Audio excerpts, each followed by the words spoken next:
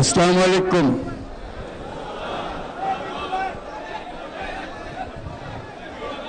ঈদ মোবারক। আজকে বাংলাদেশের প্রতিটি গ্রামে, প্রতিটি বাজারে, প্রতিটি গঞ্জে, প্রতিটি শহরে ঈদের জামাত অনুষ্ঠিত হচ্ছে। আমরা জাতির পক্ষ থেকে জামাতে যারা যেখানে শরীক হয়েছেন তাদেরকে ঈদ মোবারক জানাচ্ছি। একটু জোরে বলেন, তারা যেন সবাই শুনতে পায়। যারা ঈদের জামাতে শরীক হবার সুযোগ পান নাই তাদেরকেও আমরা ঈদ মোবারক জানাচ্ছি, সেটাও জোরে ঈদ মোবারক দেন। আমাদের মা বোনেরা, মহিলারা যারা ঘরে আছেন তাদেরকেও আমরা জাতির পক্ষ থেকে ঈদ মোবারক জানাচ্ছি। আমাদের প্রবাসী শ্রমিকরা যারা বিদেশে আছে, সারা বছর কষ্ট করেছে, আজকে হয়তো ঈদের জামাতে যেতে পারবেন কিংবা যেতে পারবেন না, কিন্তু জাতির পক্ষ থেকে আমরা তাদেরকেও ঈদ মোবারক জানাচ্ছি। যারা বাংলাদেশিরা আছেন পৃথিবীর বিভিন্ন দেশে, জাতির পক্ষ থেকে তাদেরকে আমরা ভুলে যাইনি, তাদেরকেও আমরা ঈদ মোবারক জানাচ্ছি। যারা হাসপাতালে আছে, রোগী, বিভিন্ন কারণে ঈদের জামাতে যেতে পারেন নাই, তাদেরকেও ঈদ মোবারক জানালাম।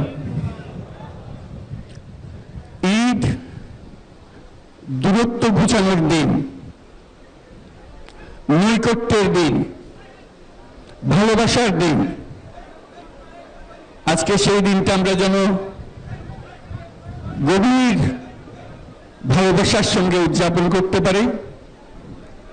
সেই বাক্য, সেই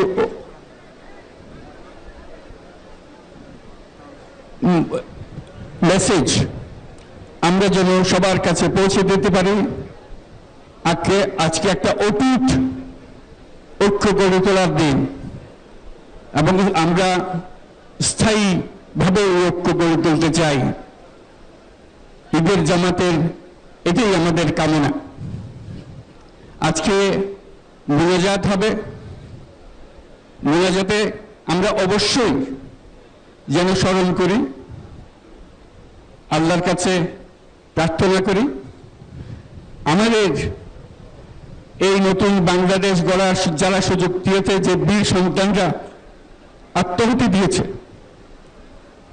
আল্লাহ যেন তাদের রূহের মাগফিরাত দেন, তাদের শান্তি দেন। আমরা তাদের মোনাজাতে সেটা যেন আমরা অংশ রাখি। আর মোনাজাতে যারা আহত হয়েছেন, যারা স্বাভাবিক জীবন থেকে বিচ্যুত হয়ে গেছে, এই দেশের জন্য নিজেদের স্বাভাবিক জীবন ত্যাগ করতে যারা বাধ্য হয়েছে, তাদের স্বাভাবিক জীবন যাপনের ক্ষমতা দেওয়ার জন্য, রোগমুক্তির জন্য আল্লাহর কাছে যেন আমরা প্রার্থনা করি। আজকের দিনে আমরা প্রার্থনা করি, যেই নৈকট্য আজকের দিনে আমরা শুরু করলাম, এই নৈকট্য এবং এই ঐক্য